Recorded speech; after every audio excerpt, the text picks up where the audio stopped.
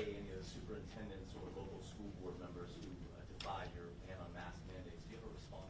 So our view is, of course, that we believe this is a decision for the parent to make, just given the uncertainty about what it means, particularly for a lot of the young kids to be in that.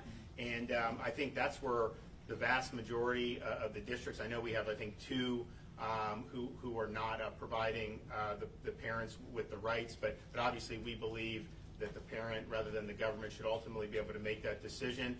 I'm not sure that they have the wherewithal. They're also talking about imposing a potential nationwide mask mandate on kindergartners, first graders, who knows, regardless of what the parents believe is in the best interest of their kids. And obviously, if you're talking about the federal government coming in and overruling parents in our communities, that would be something that we would fight back vociferously against.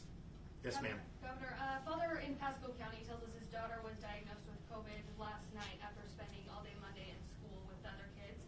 Those kids are now back in school. This little girl is not. But the school says they cannot notify parents until they get notification from the Department of Health or a doctor's note. This circumstance will likely happen again at some point this school year. Just wondering how parents are supposed to make informed decisions about the safety of their children. Well, I think we've had a year of this where obviously if people are sick, the school districts are doing the right thing and sending them home.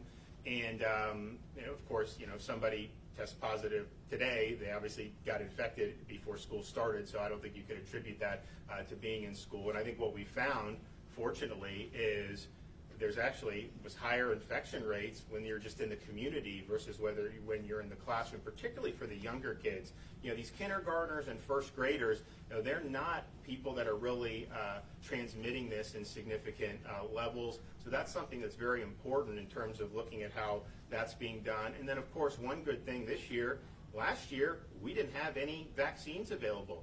We didn't have any real effective therapeutics until the winter. We now have Regeneron, which we're going to talk more about because I think that's been very successful, but I think it's underutilized.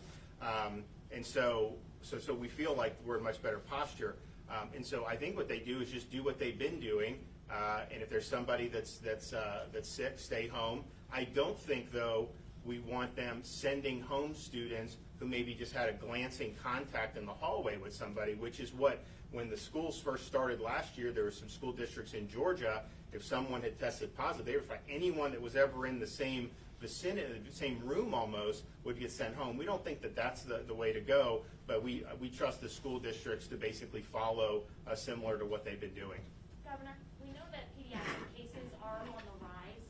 Will the state be keeping track of the COVID cases in school and then producing that data on a regular basis?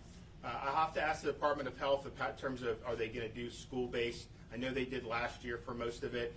One thing I think is important to point out about the pediatrics, because, look, we saw this last year when school was coming in. There was a lot of things put out, and I think sometimes there's agendas at play or whatnot. So what we have in Florida is we have about 1.3% of the COVID-positive patients that are hospitalized are pediatric cases. And for the whole pandemic, we've been between 1.1 and 1.4% of the census on any given time has been pediatrics. So there's been no change in the proportion of pediatric patients who are COVID positive. Now, obviously, we have more people that are COVID positive in hospitals than we did 6 weeks ago. And so the raw numbers are increased for everybody, but there's not been an increase in the proportion. And I think that's important to point out because some people, you hear a lot of stuff, does Delta behave differently vis-a-vis kids than the kind of the previous iterations, which fortunately have a very minor impact, particularly on young kids.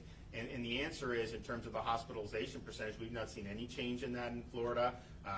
Clearly, we're at the top of a wave here, so you're going to see more cases and infections diagnosed. It's also important to point out that of the COVID positive patients in hospitals, about 25% on average are not being treated for COVID. In other words, everyone gets tested who goes in, and if you're positive and you have a different procedure, you still classify it as COVID positive patient because they want to isolate and make sure you're not spreading it. For pediatrics, depending on the hospital, it's typically between 20 and 40% of the pediatric COVID positive inpatients are incidentally COVID positive. In other words, they're there for a different reason. They get tested when they come in, and then they happen to test positive for that, but they're not being treated for COVID. Also, I would point out there has been an increase in pediatric respiratory virus admissions over the last really many months, and a lot of that is attributed to the resurgence in RSV.